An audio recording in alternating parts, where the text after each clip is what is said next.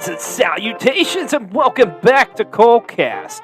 And we are going to get right back into our discussion of Wrestling What Ifs. And we're going to kick it off with Wrestling What If number 5 from our Baker's Dozen.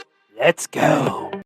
All right, coming in at number 5, Mr. B-Roll, going to be something you're actually familiar with.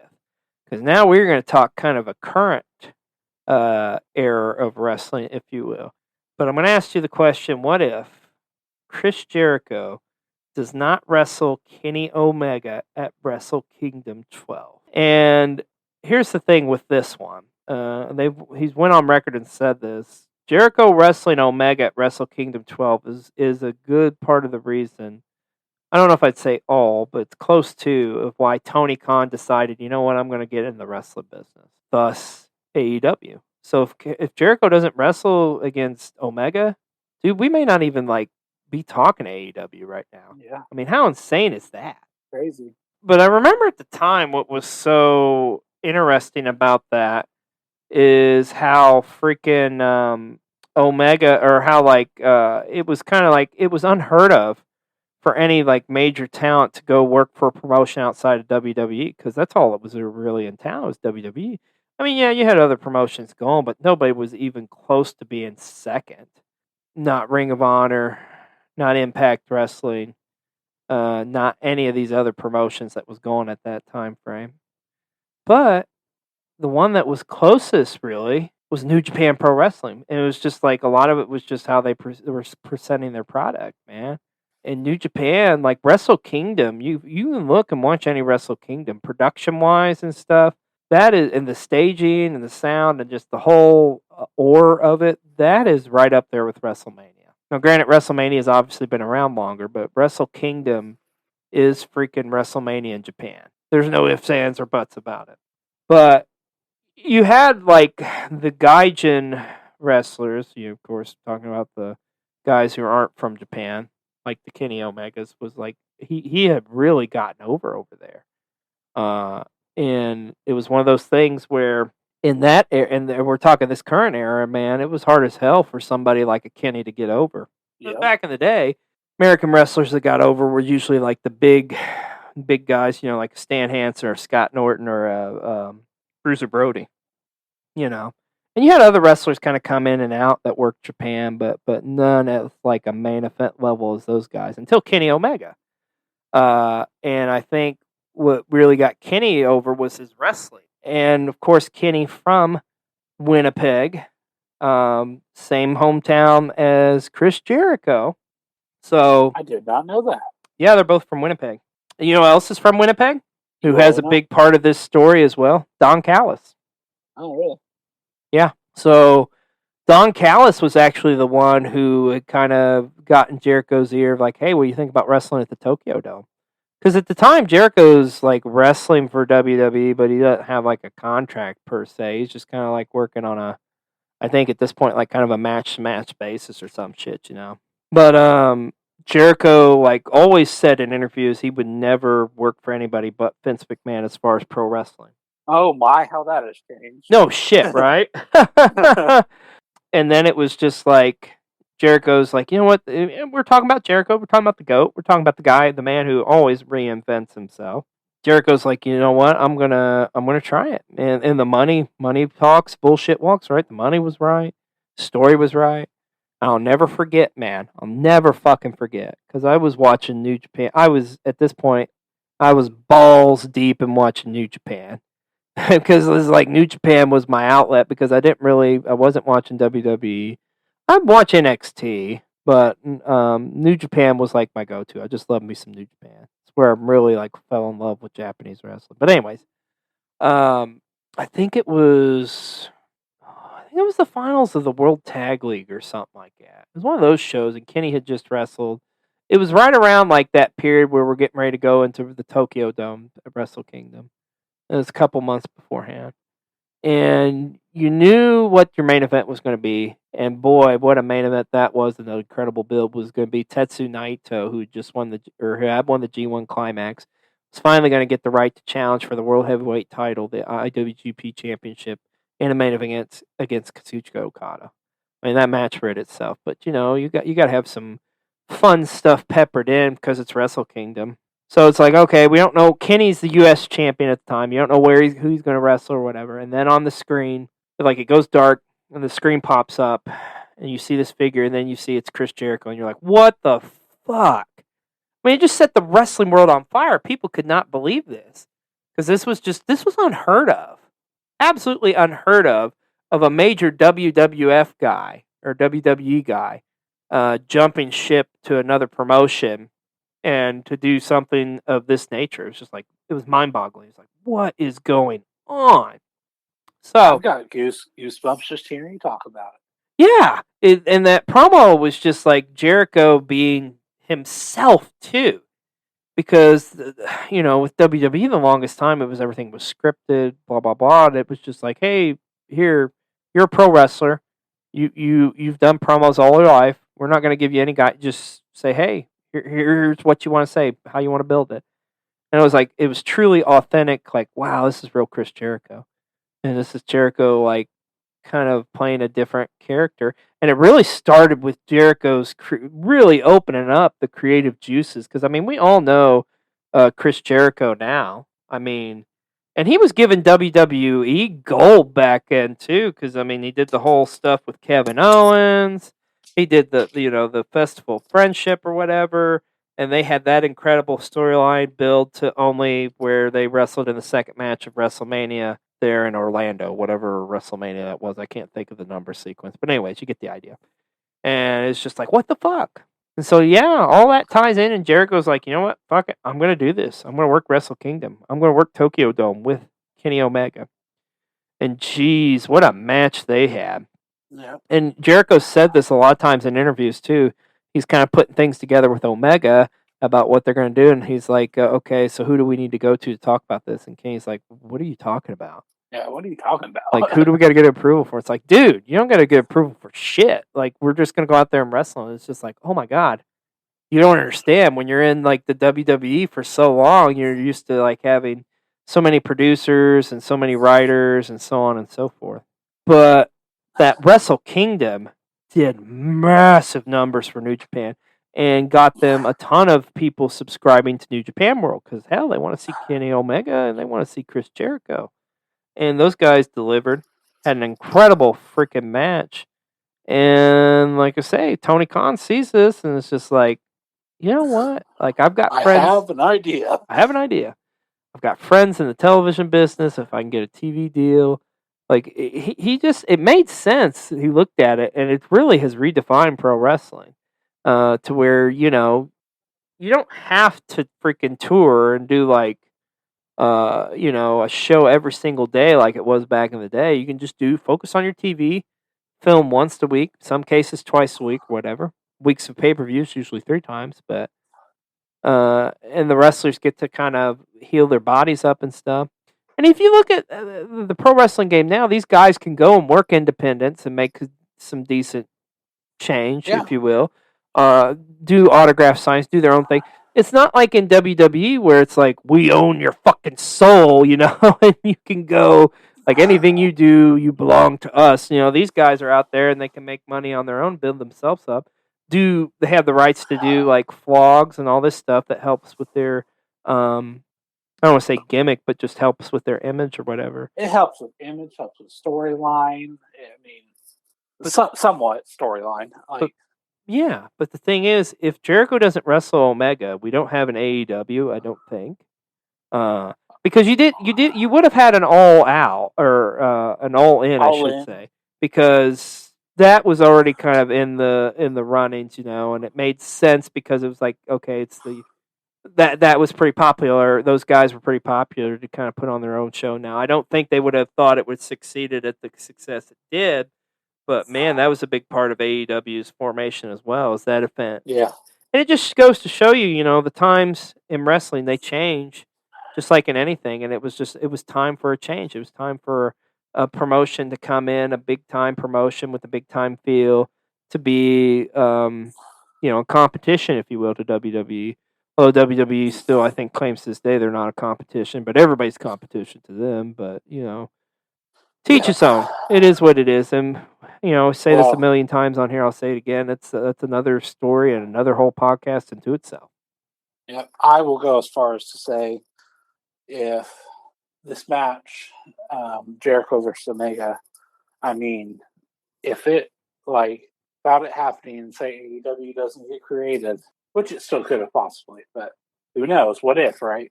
Yeah. I probably never would have became a wrestling fan. There you go, man. Just so many down that rabbit hole. And honestly, man, I probably wouldn't be as back involved into wrestling as heavy as I am. I mean, I'd still be watching stuff, but it wouldn't be as devout, I would say. But yeah, it's just fascinating to think that match doesn't happen. Who knows where the hell we'd be? We may still be watching. You may be watching WWE put on a match for the umpteenth time. And here's the thing too. I don't want to slam all over WWE. I do think that their product, this year, is slightly starting to get better. I mean, I'm still at the time we're filming this is the day of a Hell in a Cell pay-per-view. or live event. I mean, I'm not going to really watch it, but I'll probably flip in just to kind of see the Cody and Seth Rollins Hell in a Cell. That's the thing. There's always maybe there's a couple elements they're doing it. One or two storylines that I guess I get into or whatever. Well, and I like how they're booking Roman Reigns now too. How just kind of hold them off, and it makes it more special. But then again, you got all the wrestling fans out there that's like, this is how, as Bryan Danielson says, fans can be so fickle. They fucking hated Brock Lesnar and how he was booked as a temporary, he wasn't on TV all the time or whatever. But now it's Roman's doing this and fans are like, oh yeah, that's cool. What's the fucking difference? But that's neither here nor there. But yeah, dude, it's if Jericho doesn't wrestle Omega, who knows where the hell we would be. From one massive what if there to another huge, tremendous what if, I want to present you with item number 4 on our list of wrestling what ifs, and that is, what if Black Saturday does not happen? And I know you don't know what that is, but let me explain what Black Saturday was. So Black Saturday happened back all the way in, this is even before I'm born, dude. July 14th, 1984. And it's a term used because it is when WWF programming appears on TBS, which if you think about that nowadays, that is just flat out fucking insane. Because Turner Broadcasting was notorious with WCW and Crockett Promotions and Georgia Championship Wrestling all throughout the years. So here's the thing with them going to TBS. I mean, WWF was already on cable. They were on USA Network, but USA Network didn't reach nearly as many households as TBS did. I mean, TBS was at the time one of the top, if not the top, cable network channel. Man, it was in an insane amount of homes. But wrestling was one of the biggest rating catchers for TBS, man. It got a ton of people watching. So anyways, yeah, so when people tuned in, getting ready to watch some Georgia Championship Wrestling at the time, you're wanting to see Ric Flair, Dusty Rhodes, and so on. And instead, you're watching Superfly, Jimmy Snuka, and Andre the Giant, Iron Sheik and stuff. It's just wait a minute, what the fuck? Because you got to keep in mind too, the WWF at that point is more into these larger than life characters, whereas Georgia Championship Wrestling was all about the in ring wrestling style, So yeah, so next thing you know, one day you're tuning in here on that fateful day on July 14th, and think you're getting ready to watch some Georgia Championship Wrestling. No, it's the WWF. And it's just what the fuck? And then Crockett Promotions and them were oh my God, we're fucked, because that was our time slot. We have to get this back. So when WWF debuted, it was it's obviously a different product. So, fans that were watching Georgia Championship Wrestling, they're used to watching it in studio there, whereas WWF was already taped and from other they tape at other big arenas. And of course, too, we're talking Georgia Championship Wrestling in the South. Now you're watching wrestling from the Northeast and stuff, from the Boston Garden or from Madison Square Garden or so on and so forth. But so fans are used to wanting to watch Georgia Championship Wrestling. They don't want to see this shit. So they tune out, and the ratings actually are shit. Now WWF's still doing decent numbers on like USA and stuff, but it's just not the same, man. And I guess this actually pissed off Ted Turner, who obviously owned Turner Broadcasting, owned TBS. So he was just like, all right, I've got to fix this shit. But then it was like the Crockett's kind of came in and was talking about trying to get their deal back to air Georgia Championship Wrestling. And I guess McMahon was pissed off about this, and rightfully so, because he spent all this fucking money to get on to TBS. But numbers wise, Georgia Championship Wrestling was outdrawing WWF. So in actuality, so they were losing a shitload of money on this deal, and ended up McMahon turned to Jim Barnett, Jim Barnett, that piece of shit, and pretty much he got him with Crockett. So then Crockett Promotions, Jim Crockett, was able to work out a deal where they would buy the time slot back from Vince for $1 million. Now, this is $1 million in 1984, so we're talking a shit ton of money. And thus, of course, Georgia Championship Wrestling, we all know, will become WCW, World Championship Wrestling. But this is what the most fascinating what-if factor of this all is, my friend. This doesn't happen like it happens, and if Vince does stay on the TBS time slot, he just probably would have plummeted, and nobody, WWF, I don't even know if we'd be talking about it to this day. Because you know what Vince did with that money?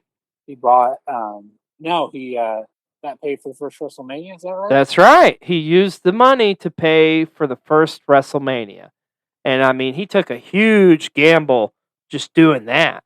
But holy shit, did that pay off? Because I mean, I can't imagine a world without a WrestleMania, Yeah. So, yeah, if Black Saturday doesn't happen and everything goes down the way it does, then you've got no WrestleMania. And can you imagine a world without a WrestleMania? I mean, I can't. Yeah, it's even just dumbfounding just imagining going to flip on the TV to watch.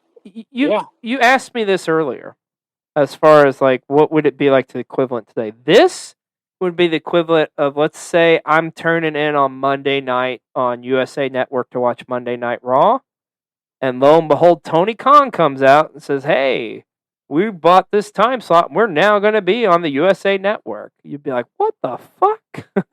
That's the equivalent of what it would have been today. All right, man, we're getting down to the nitty-gritty here. Are you ready for your number 3 wrestling what if? Yeah, down to the top 3. Now, for me personally, when I started compiling this list myself, this was the very first one I went to, believe it or not. And, I mean, it's not so much so going to be... this is going to be another one where you have to be a longtime wrestling fan to kind of truly understand the significance of this. But I'm going to ask you the question number 3. And that is, what if professional wrestler Magnum TA does not have a motorcycle accident? Now, once again, a lot of you out there are wondering, who in the hell is Magnum TA? I'm going to tell you who Magnum TA was. Magnum TA was a very popular wrestler in the mid-1980s. He was a huge part of Crockett Promotions in the 80s. And his rise came relatively quickly as well. Now, if you looked at Magnum TA and you saw him, you just, in the way he could cut promos, the way he could wrestle, and his look, you're just like, that's a license to print money. I mean, because the guy looked like $1 million. He looked like a stereotypical, a larger-than-life character from the 1980s. If you haven't done so already, Mr. B-Roll, you should probably look him up on your iPad. You can see what I'm talking about. The dude totally had some Tom Selleck vibes going with the mustache, the long flowing hair, tremendous physique. And he could go in the ring too, and he could tell a great story in the ring. And man, he had some memorable matches. Like to this day, I think fans will tell you this. The best match he had was Starrcade '85 in the I Quit cage match against Tully Blanchard. And if you want to talk about violence in pro wrestling and stuff, and you talk about ultra violence, like even go so much so as like deathmatch wrestling, like to me that is the most violent match I've seen. And it's not so much so because some dumbass is going through like getting hit with 50 fucking light bulbs or something, but it's just the story they told in that match. And the build up to it was incredible too, but just the story and the violence of these you believed these two men wanted to murder each other. And when the finish of that match, when Magnum TA is taking a piece of a splintered wooden table, a big piece, and he's literally like ramming it and starting to jam it into Tully Blanchard's like forehead and into his eye, and then Tully Blanchard just screams out in just complete utter agony, "I quit." It's like, holy fuck! Like, once again, do yourself a favor, look up that match, Magnum TA for Tully Blanchard. But so Magnum had some incredible feuds, and he was pretty much primed into working with Ric Flair in '86. And as the story goes, he was actually supposed to wrestle and work with Ric Flair and become the next World Heavyweight Champion. And like I say, the guy was a total package, man. He had it all. He freaking had it all. But as fate would have it, October of 1986, he was driving. You know what? And I just realized something. I said motorcycle. I apologize. I meant to say Magnum TA in an accident, automobile accident. There. But he was driving his Porsche and pretty much lost control and wrapped the sumbitch around the telephone pole. And the thing of it was, man, he was. This was such a bad wreck, man, that people thought he was gonna die.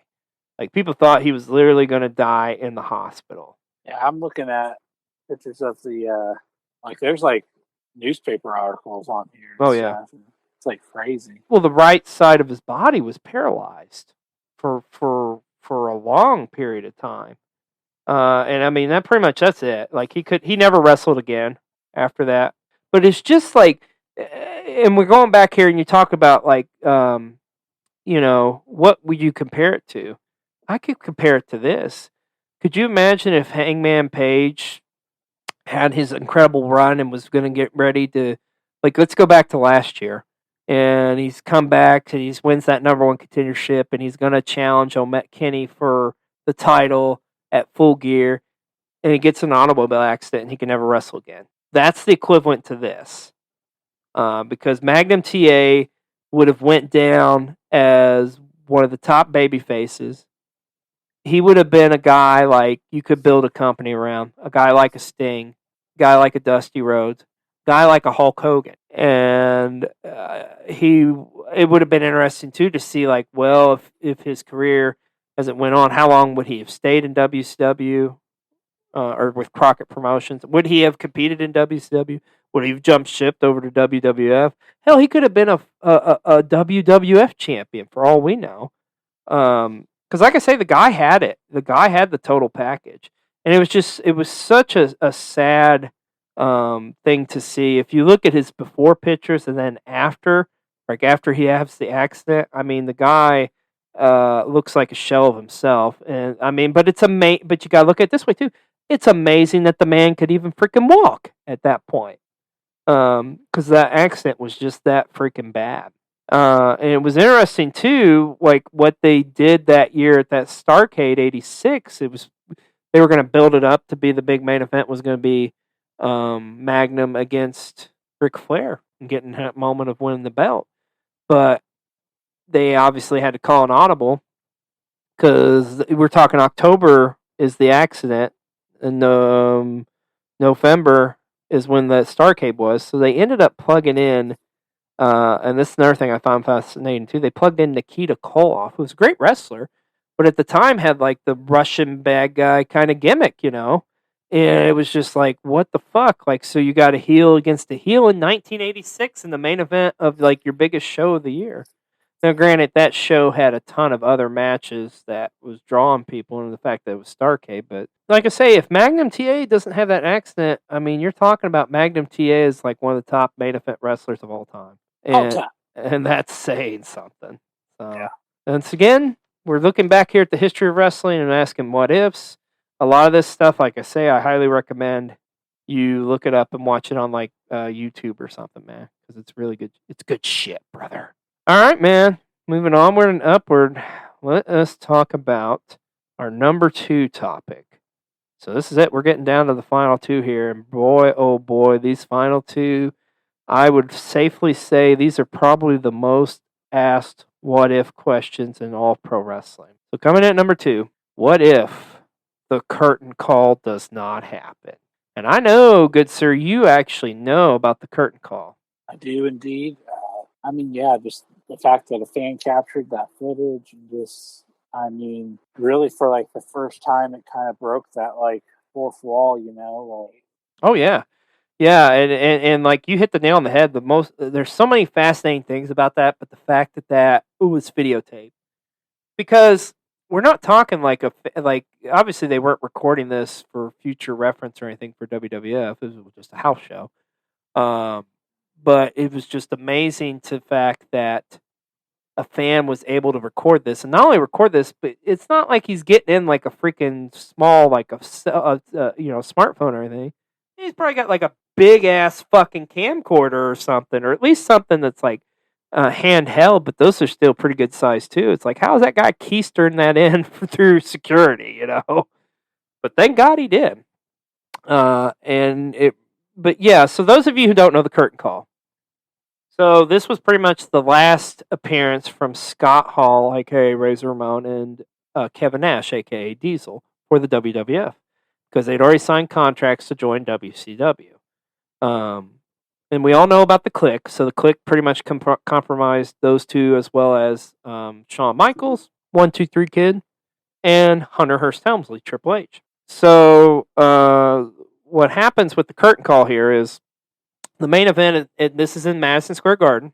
It was a steel cage match between Shawn Michaels and Diesel. So earlier in the night, Triple H had actually wrestled Razor Ramon, Scott Hall. So Razor comes out, and Razor's, and you got to keep in mind, Razor is babyface, Shawn's babyface, Hunter's a heel, as well as Kevin Nash is a heel, or Diesel's a heel. But Diesel's kind of worked back and forth between heel and babyface, and there's that long time story with Shawn Michaels that they did as his bodyguard, and then, so on and so forth. But anyways, so Razor comes out, and him and Shawn are kind of celebrating, and then Diesel gets back up, and he starts kind of celebrating with them, which is kind of like weird, but it's still kind of like, okay, I guess I can kind of see this because they were friends back in the day, but still, like, the crowd doesn't know this is their last match if we're WWF. But then Hunter comes out, and it's not established that Hunter has a relationship with any of these guys. Hunter is just a classic heel at this point. He's playing the blue blood, rich, Hunter Hearst Helmsley. And then when he kind of like gets together and hugs the guy, and you can even hear the fan on that recorded that, it's like, oh my god, like it was just like, it was unheard of, because you talk about kayfabe at this time, that still existed, but they're just pissing all over it. And that would piss off a lot of the boys in the back, as well as just like any true wrestling historian. It's just like, what the fuck? The bad guys are not supposed to be doing stuff with the good guys. We still want to present this as realistic as can possibly be. And that just kind of pulls a look behind the curtain, if you will, hence curtain call. That, we're all friends. We're all in this together. Which, if you think about it nowadays, is kind of like, wow, absurd that like, it was so protected. But it was back then, But here's the thing. In wrestling lore, as you know, at this time frame, Shawn's the WWF champion. They're not going to punish him. They're not going to punish Hall or Nash because they're leaving. And 1-2-3 Kid Waltman wasn't even involved with this, so it's like there gotta be somebody. So Hunter Hearst Helmsley, Triple H, is the one that gets punished, because here's the thing: at the time, Triple H was slated to win the 1996 King of the Ring tournament, and thus kind of propel him into a main event status and work with Shawn Michaels. So you're not going to get that big push. Then it was like, okay, who's going to win the King of the Ring? So do you know, Mr. B-Roll, who won King of the Ring in 96? I'm going to take a guess. Was it Steve Austin? Ding, ding, ding. You are correct. So yeah, Steve Austin wins King of the Ring 96. And in doing so, cuts the promo of a lifetime. It's the famous Austin 316. It's where the Austin 316 catchphrase is born. So here's the big thing about all this. If the curtain call doesn't happen, if plans go through, Hunter wins King of the Ring, we don't have Austin 316. Because remember, it makes sense. He cut that promo, that scathing promo on Jake Roberts, because in the whole Austin 316's tied in with Jake Roberts' character at that time, Jake the Snake, kind of being a reborn Christian and stuff. So he kind of went with that parallel, and thus, you talk about your Psalms, you talk about your John 3:16. Well, Austin 3:16 says, "I just whipped your ass," and the rest is history. But it's just crazy to think, man. Like, God, that promo does not happen. Now, if that promo doesn't happen, the question then we go down this rabbit hole: does Steve Austin become Stone Cold Steve Austin, like the one the Stone Cold that we all know and love? And it's just like main event WrestleMania. Yeah, exactly. And it is oftentimes talked about as in the Mount Rushmore of top wrestlers of all time, and rightfully so, because it's freaking Stone Cold Steve Austin. I do think Austin gets to that main event level, because I think at the end of the day, when Bret Hart, you got to keep in mind, Bret Hart was off for to kind of recoup from some injuries and whatnot. And he comes back into the WWF towards the end of the year, and the first guy he wanted to work with was Stone Cold Steve Austin. So, I think Stone Cold still happens, but it definitely is a different scenario of how he gets there. Yeah. And I think, too, if you think about it, in the long haul, too, this really kind of benefits Hunter as well. Because if Hunter had won that King of the Ring, he's still playing the Blue Blood character, all that bullshit. Now, he would win the King of the Ring the next year in 97, but he would kind of go on to that more reality-based role with him and Shawn Michaels forming DX towards the end of 97. And I think that would happen, too, at some point. But boy, it's an interesting question. It's an interesting topic to think, man, because I mean, I don't think the motivations or I don't want to say motivation. It just doesn't work out to where, like, why would he be saying Austin 3:16 if it wasn't tied into the whole Jake the Snake religious thing? You know what I mean? It all ended up working out, but still, what if? What if? And all right, we're here. We have gotten there. It is time, sir. Are you ready for your number one wrestling what if here on our Baker's Dozen of wrestling what ifs? I'm ready. Let's do this. All right, here you go. What if the Montreal screw job does not happen? Oh, you brought the fire on the last one. Yeah, and I think this is one we've all wondered, man, my God, what if? Because we all know what the Montreal screw job was. Survivor Series 97. Bret Hart's wrestling Shawn Michaels in the main event for the WWF title. Bret's signed a deal with WCW. This is going to be his last WWF match. But he does not want to lose to Shawn Michaels because this event is taking place in Canada, his home country.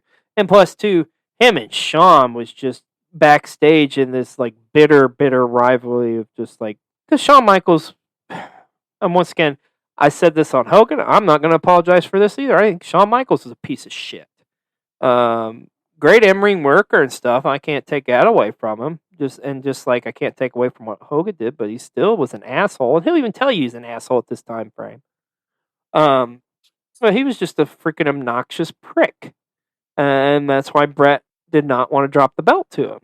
Now, granted, Bret could have been a little bit more. Oh no, I'm not going to say that. Shawn Michaels is a prick. That's my story, and I'm sticking to it.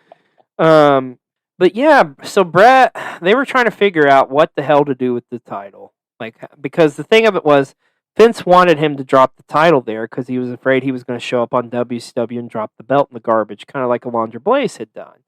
or Medusa. But I mean, come on, man. He'd known Brett. Brett was like a son to him. I think we all know Brett wouldn't have done that shit. No matter how much money they fucking paid him. But so Brett's trying to come up with different scenarios. Like, well, what if I drop the belt to Austin, or what if I even drop the belt to? I think it was even presented that he dropped the belt to like Undertaker, or all these other, or Mankind even. I think that was presented, but it was like no, or that. And then it was like, okay, well, what if I just come out the next night on Monday Night Raw and just forfeit the title and say I'm leaving or something like that, And like Vince was just like, no, I don't want to do that because just for whatever reasons. So the way that finish was supposed to be of that match was going to end up being like just a double disqualification, and it was kind of set up to be like where Brett's got him in the sharpshooter, his finisher, of course. Then Shawn counters and gets him in the sharpshooter, and then like both like Triple H and like the Hart Foundation, like Bulldog and Owen Hart, run down and getting fisticuffs, and that's the end of the match. So that all being said, we all know what went down and what happened. One of the more fascinating things, too, I'll say about the Montreal Screwjob is how, at the time, they were actually filming a documentary on Bret Hart's career. And this was like unaffiliated with WWE or WWF or whatsoever. This was like a Canadian like film group or something like that. So they got a lot of this like raw footage like after the fact. It's in a documentary called Hitman Hart Wrestling with Shadows. There's another one I would encourage you to check out and watch. It's a very fascinating documentary to see all this stuff unfold. And we all know what happens. Bret Hart ended up like just fucking infuriated at Vince McMahon, and rightfully so. And later on in the back, as it goes, he literally punched Vince in the face and gave him a black eye. But here's the thing, Montreal Screwjob. So many different things that this would have affected if it didn't happen the way it did. Number one, I don't think Bret Hart would have been as bitter towards the WWF as long as he was. Because, Jesus, it was harder than hell to get him back. He was one of those guys you're like, man, you're never going to see him in a WWF ring again. Or WWE ring. Yeah, I mean, shit, that happened in 97, and it wasn't until 2006 when they put him in the Hall of Fame. So you're talking about almost 9 years go by. Before they're able to kind of start to reconcile and whatnot. But the biggest thing from that is, if you recall, they addressed the situation with Bret Hart by having Vince McMahon do a sit-down interview with Jim Ross discussing the situation. And at this point, really, we're only known Vince McMahon as like a color commentator for WWF. It's not really truly kind of, that curtain's not pulled all the way back, showing that Vince is, in fact, the owner of the company. Until this interview, really, if you think about it. And he quotes that famous line of, I didn't screw Brett, Brett screwed Brett. And that just, like, anytime you're in a scenario there where you've got owner versus wrestler, most of the times, you're going to side with the wrestler, because the owner's, like, obviously got all this money and blah, blah, blah, or whatever. But that really invented the Mr. McMahon character that he would utilize and do, the next year in his feud with Steve Austin. So in a sense, some people could say, well, if the Montreal Screwjob happens, does the Attitude Era happen? Well, here's the thing. My opinion, Attitude, and I think a lot of people will say this, Attitude Era was already fucking gone. Hell, you can go back to 96 where we were just talking about like King of the Ring and stuff like that. I mean, the seeds were already being planted for that Attitude Era. But the Attitude Era really took off in 97 is where it started. I will say this, though. Montreal Screwjob was definitely a turning point for WWF. It put, when you say it put, like, gasoline on the fire for the Attitude Era. Absolutely. Yeah. Because, like I say, you literally the biggest heel of that of WWF, which ironically was Vince McMahon. And it created him. And it brought realism to wrestling, which at the time it needed. And you got to keep in mind, too, at this point, WCW is kicking the shit out of WWF. I mean, if this stuff doesn't happen and they go over the top and it doesn't create this monster heel character for Stone Cold Steve Austin, You could ask the question, well, does WCW actually win the war, the Monday Night Wars, and ends up putting WWF out of business? I don't think people realize how That's close. a whole nother what if question. No kidding, right? But I don't think people realize how close WWF was to closing the doors. But they didn't, and once again, the rest is history, as they say. But that, I would say, is probably your biggest number one wrestling what if. But you know what the beautiful thing about pro wrestling is there's always going to be that question's going to be asked. What if this, what if that? We talk about this a lot, fantasy booking, right? And I mean, a lot of this conversation today we've had here has been about, like, fantasy booking, if you think about it. But we got to talk about, man, it's interesting at the time we're doing this podcast because we just had a whirlwind of a week in pro wrestling. I mean, holy shit. Coming off of Double or Nothing and that event. And we kind of talked about this earlier on the show. Like, it all started really that Saturday there with the MJF controversy. Him not showing up at the meet and greet, and then the rumors flying rampant that he had booked a flight out of Vegas and he's not going to wrestle Wardlow, and then he does end up showing up against Wardlow, but then just the whole way that was handled and stuff, and you and I were just kind of going back and forth talking about this, just like we just couldn't believe what we were seeing, and I mean, like I've said, I've been watching this stuff for 30 years, but I haven't seen anything like this in a long ass time with what's going on currently with MJF.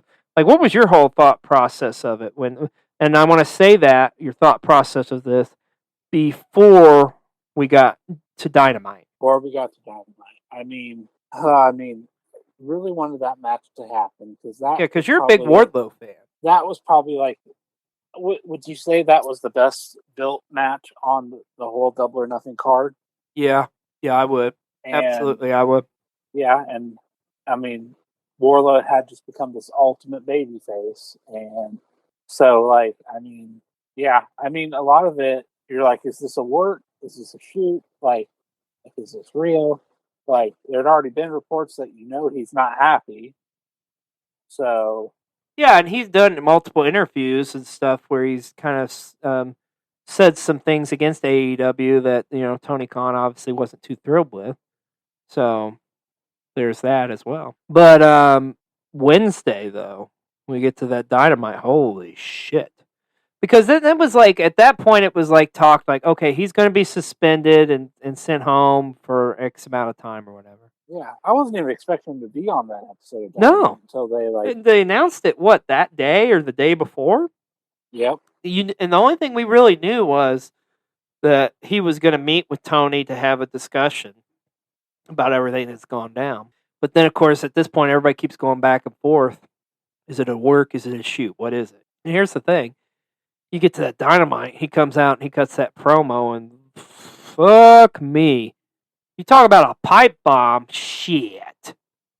I mean, I love the Punk promo from back in the day, but good God, this is something, that promo is one we're going to be talking about, just like the Punk pipe bomb, for years and years to come. Because, I mean, he and you talked about this too. Well, like what was the most impressive thing about that was he flips the crowd.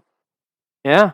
I mean, it was just insane because they were all booing him like, fuck MJF, shut the fuck up. And really, honestly, that's almost the second time he's done that. But this one was like, even great. Like, the fact that he did it once is incredible, but the fact that now he's done it twice, you're like, holy shit. And then there's the big what if. Like, what if? Is this a shoot? Is this real? Like, is this a work? What is this exactly? And then now you've got the aftermath of that promo. He gets cut off. An interesting layer to this, I think. It's a very interesting layer. Yes, is how CM Punk comes out to kind of confront MJF. Like, and you don't see this on TV. It's at them at a commercial break. But this is the beauty of the internet. Yes, exactly. And then the next day or whatever, didn't they say you come across and it's like, okay, MJF merchandise no longer available on AEW shop.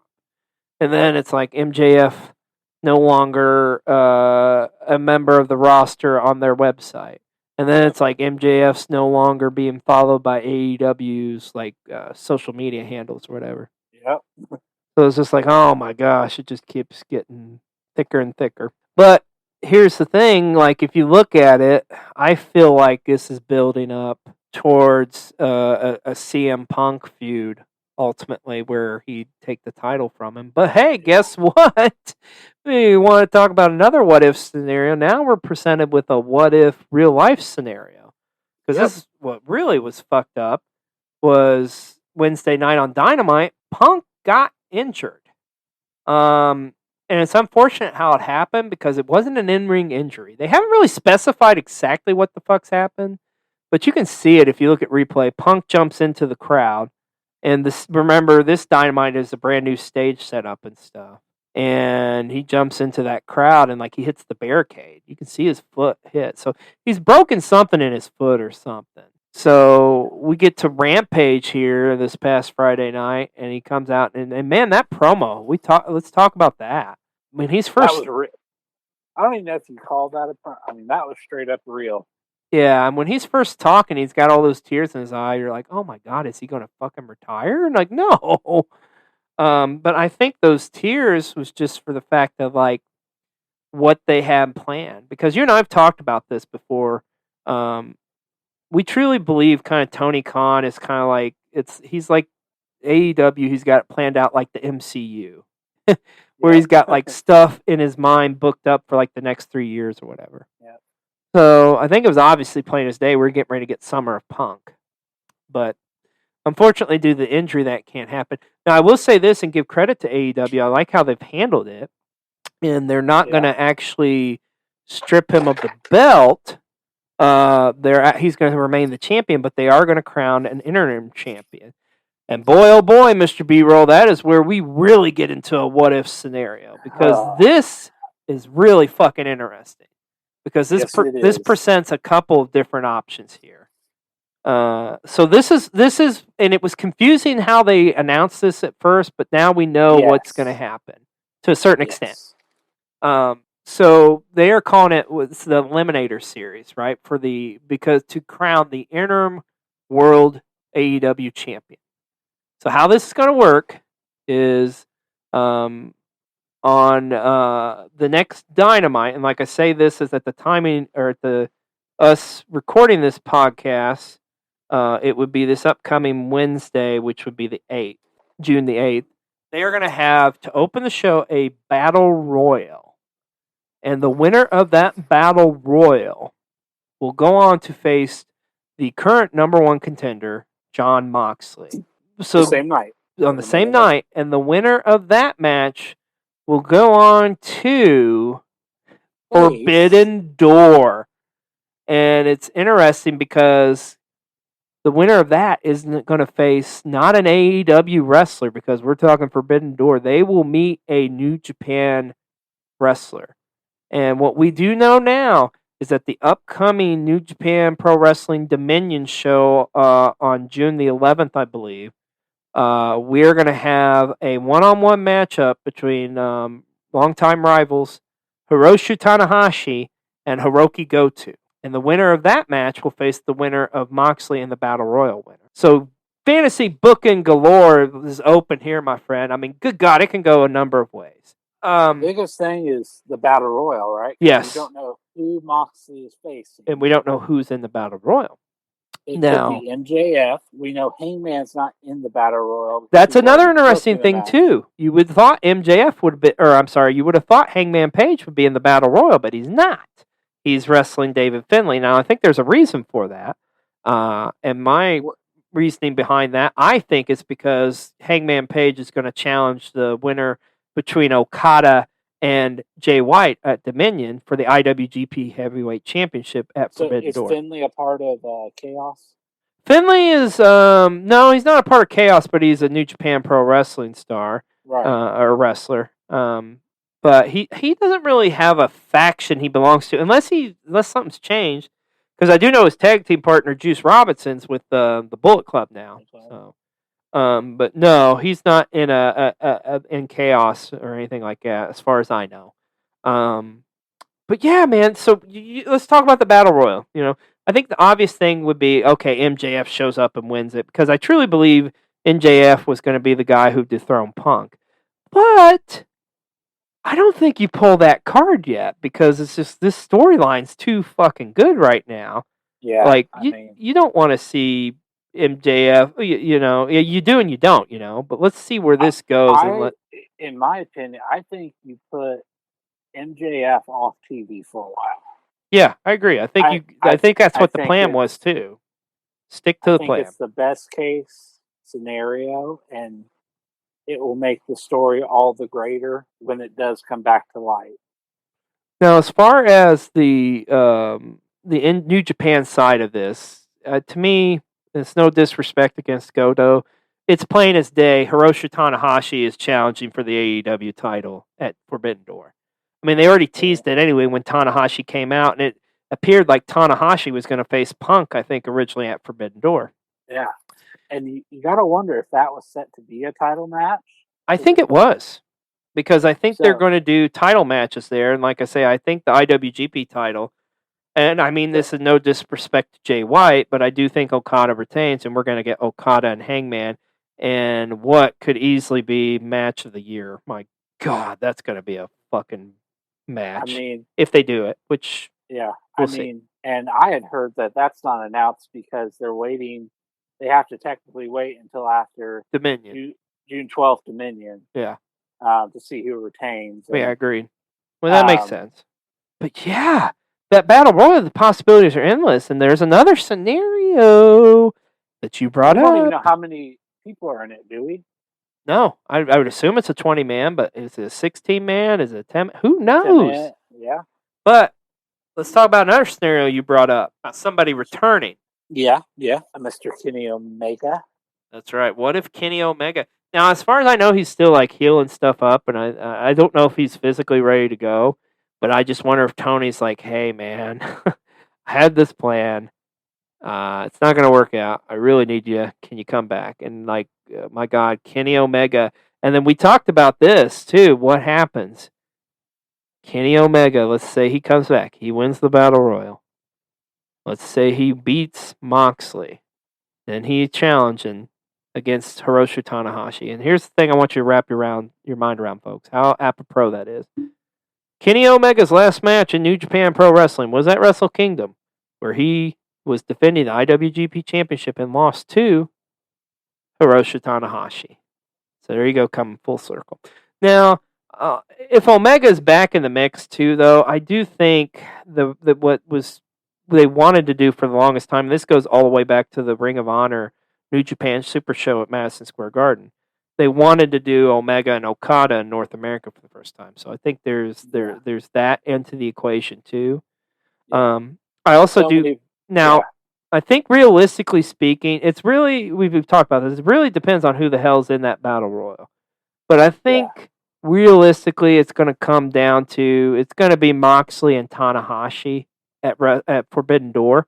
And I feel like that's kind of the match they were thinking about doing originally anyway, even before Punk, because they kind of already teased it, because those guys never met one-on-one. Like, they were supposed to meet there one-on-one at, what was that, Capital Combat or whatever they called it there in D.C., and it ended up being Collision. Capital Collision, and it ended up being a four-way for the U.S. title instead. So, I mean, I think, so, like, we're both in agreement, like, unless it's like Omega or MJF, like if Omega or MJF are in that Battle Royale, like we kind of see them winning it. I think the main event for Dynamite ends up being Danielson versus Moxley. And that's another one we haven't talked about. If Danielson's in it, Danielson wins it. To me, I think this is my idea of booking. This is where I think I would have went with Summer Punk. I don't think you pull the trigger at all out. Although I kind of thought that for a minute, but now, like, seeing what happened from Wednesday with MJF's promo, I think you got to let that last longer. And I think what I would have done is all out. I would have had Punk against Danielson, because that's the match fans want to see so damn bad, and rightfully so. But I think if you go with Danielson, then I think that's the guy you put the title on, because that's the other thing too. Who the hell's going to be the interim champion? No, I don't think Moxley's going to be it because he's already held the belt. I'm a firm believer that Tanahashi is going to win. And that right there is when you were presented that. That's like a huge what if. Think about how ballsy of a move that would be. Well, look at it though. You still have the Punk Tanahashi unification match that was originally that was going to be at Forbidden Door. Yeah. So But here's the thing. Tanahashi is one of the top stars in New Japan. I mean, he's the ace. Right. Would they be able to work out a deal between the two companies and just think about that to where, hey, I want your guy to be my world champion for a period of time? And then would it be a thing where Tanahashi needs to appear regularly? I mean, I kind of would think so, but I guess you could get by with not doing it. But then again, doesn't that defeat the purpose of having an interim champion if he's not on television as frequently? Wrestling? Because this is the reason why I'm bringing this up. Look at the time frame when this shit's all going down. The second biggest event of the year for New Japan's getting ready to come up with the G1 Climax. And that's a month-long tournament where, like, that's all hands on deck. I don't think Tanahashi could work the G1 and then work AEW at the same time. But it's an interesting dynamic, like, because, once again, I can't see Moxley winning the belt again. Not that he wouldn't be a great champion or whatever, but it's just like, I feel like it's already happened. But then again, you know what, my friend? Something just hit me. Literally, as we're talking, that would make sense about Moxley winning the belt. Look at the time frame when Moxley was the world champion. He was the world champion during the pandemic era. Yeah. So it would make sense to give him a run with the title. But man, there's just so many what ifs here, and that's the beautiful thing that we've been talking about all these Colecasts. And we talk about Forbidden Door. What are going to be the matchups for that? Who are we going to see? Who's going to be from New Japan? Are we going to see Okada, Tanahashi? Are we going to see Naito, Jay White, Will Ospreay, Zack Sabre Jr., all those guys? Who are they going to go against? Will they go against Hangman? Is Kenny Omega coming back? Jon Moxley, who he's going to wrestle? Who's Danielson? Bryan Danielson going to wrestle? What about the factions? What factions are going to go to war? Are we going to get to see the Bullet Club against Elite? What tag teams are going to wrestle at Forbidden Door? Are there going to be tag team wrestling there? Are we going to see any women's divisions? My God, the possibilities are endless. But once again, that's the beautiful thing about pro wrestling. There's always that question.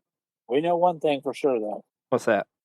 We will be there, and we will be watching. Yeah, let's plug that shit. So, yes, we just officially announced on our 100th video on Cole TV on our YouTube channel. That is correct. Mr. B-Roll and I, we will be there live and in color, if you will, in Chicago as part of the crazies of the madness that will be at the United Center to bear witness to Forbidden Door. And we were already excited for this. We're even more excited now knowing that, like, oh my God, we're going to see a new AEW champion crown one way or the other. Like, and that was something we did not expect at all. So we've been talking here all day about what if, and we talk a lot about fantasy booking. And I mean, that's the beautiful thing about pro wrestling, man, is like anything and everything can always happen. And even though everything seems apparent that we're going to go down the road this way, there's an immediate fork in the road, and we go that way. And that's always going to be with professional wrestling. And that's part of the beauty of it. Am I right, Mr. B-Roll? Anything is possible. That's right. And I will say one thing. I meant to say this earlier, actually. I think this is something that Tommy Dreamer says. Professional wrestling is at its best when the lines between fantasy and reality are blurred. Abso-freaking-lutely. I couldn't agree with you more, sir. On that note, that is going to wrap it up for our episode here on What Ifs of Professional Wrestling. So I'm Jeremy, a.k.a. Xlj the Og. And I'm Mr. B-Roll. And we will see you next time on another episode of Colecast. Take care. See you next time.